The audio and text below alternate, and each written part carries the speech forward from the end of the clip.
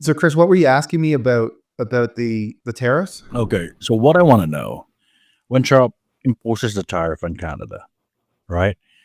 And then Canada is exporting a lot of oil to the US. How is it hurting Canada? You just gonna put on the tariff on top of the prices. So, the idea is he's just going to tax Americans an extra 25% on any of that oil that comes in from Canada. So, it's actually going to be very painful in the short run, right? Because what's going to happen is it's going to make all that oil more expensive. But the idea is that it's supposed to spur economic development and create more jobs in the US as they drill, baby, drill. And it's not just that, that's the plan with everything.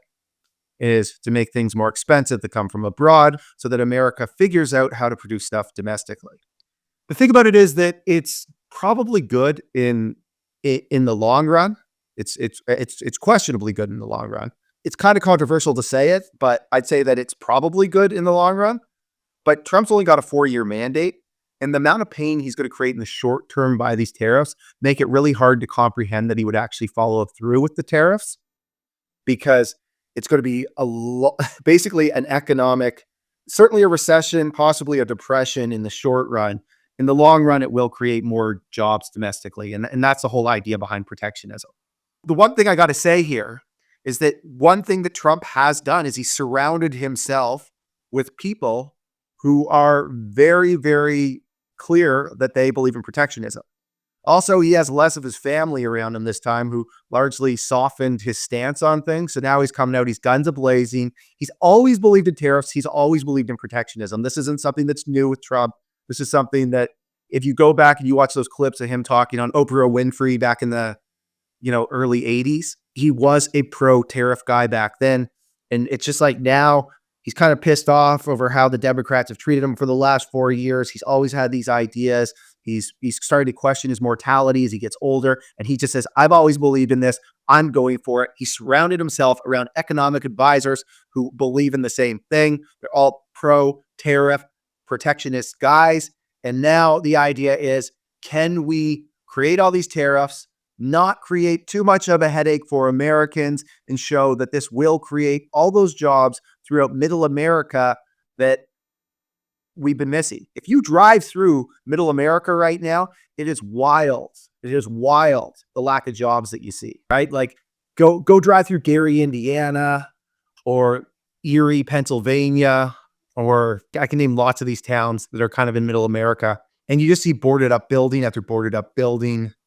These all used to be functioning economies that built stuff and manufactured things. You drive through a lot of these middle America towns, and it feels like a depression.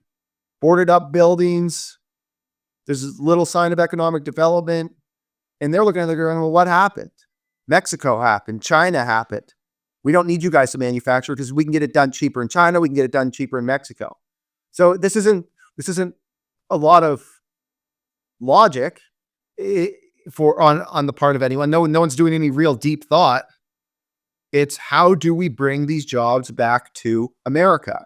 And the idea is, let's make it so that things in China are more expensive. Let's make it so that things in Mexico are more expensive. And then the American consumer or business to business customer is going to have to think a little bit harder about, do I want to purchase that product from Mexico or do I want to purchase it domestically here in America? Where suddenly that American manufacturer is now a lot more competitive because they don't have to worry about that cheap labor to the same extent, because now they're getting dinged an extra 25%.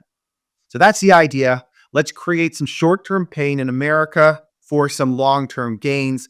And I think that the whole question, if Trump follows through, and I'm starting to think he actually is going to follow through. At first I didn't.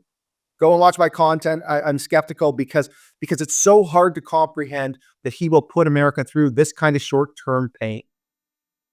I think he's going to do it, Chris. I think that I think he is. The closer we get to it, and the more rhetoric we hear, and the more I look into his economic advisors, I think that this is his manifest destiny. He wants to bring jobs back to America, and he views tariffs as a beautiful way to do that. Whether it works out and people call for his head in the first 2 years is a whole nother question. That's why I don't think he would do it. But I do think that he's got this economic theory and he's going to play it out. And another thing nobody's really talking about is that About 3 weeks ago, there was the big technology conference in Las Vegas, CES 2025. And Jensen Huang, the founder of NVIDIA, came out and he stood in front of 24 humanoid robots. And I'll be honest with you, like we're thinking about all these different economic theories and play and strategies and what it all might mean. But what's the chances that Elon is in Donald's ear right now talking about humanoid robots and how, you know what, we can produce just as cheap or even cheaper domestically here in America because my humanoid robots are a lot closer than people realize. And obviously, Elon is going to want to get his hands on those contracts, but there's lots of other companies that would have an opportunity to play there. And they may be saying, let's get this going. Let's start to strategize around this.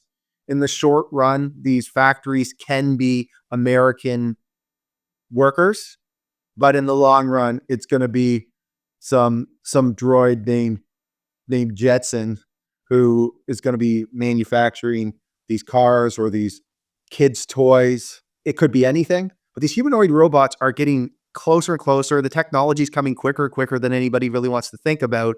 And you'd think that if you're having an intellectual conversation about what the future looks like and sort of how these tariffs play in, and you're just trying to strategically think about all these moving parts, the idea of humanoid robots would have to play a piece, right? You'd have to think about it and go, how far away is this technology?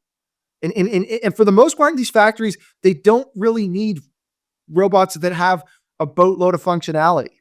They just have to be trained to do, a handful of things, and they can, put together, say, a microwave. I think we are so much closer to just these generalized robots that can do that for the mom and pop factory than people want to think. And that has to be playing a factor in the conversations right now. And that's probably one of the arguments that when Trump sits down with business leaders, so he's got all these economic advisors that have come from pretty big universities, his top guys from Harvard, and then he's also got his business leaders. So he talks to guys like Elon or Zuckerberg. The point is this, that these tech guys, they know how close technology is. They're also trying to think about how they can make money off the technology. And I think that that's got to be part of the conversation. Regardless, though, getting to your original question, if the idea is that we are just going to start taxing Canadian oil 25% and other Canadian services 25%, heck, electricity at 25% with the goal. So he's not going to be able to just hand around and hand over some sort of bill to just make it a wash. Otherwise, it wouldn't serve its purpose. But he's actually serious about it. It's going to create a lot of short-term pain. And I don't think that short-term pain lasts 3 months. I don't think it lasts 6 months. I don't think it lasts 2 years. I think it's going to be like a nice little 4 to 8 years of pain. And I don't think Donald Trump's going to have that time. I don't think that he's going to be able to handle the pressure of the headlines that come with that. That's going to be the conversation that really plays out over the next couple of months. Is it's basically a game of chicken. Are you willing to go on the Atkins diet to lose weight? Everyone's willing to try it for a month, maybe a few days, maybe a few hours.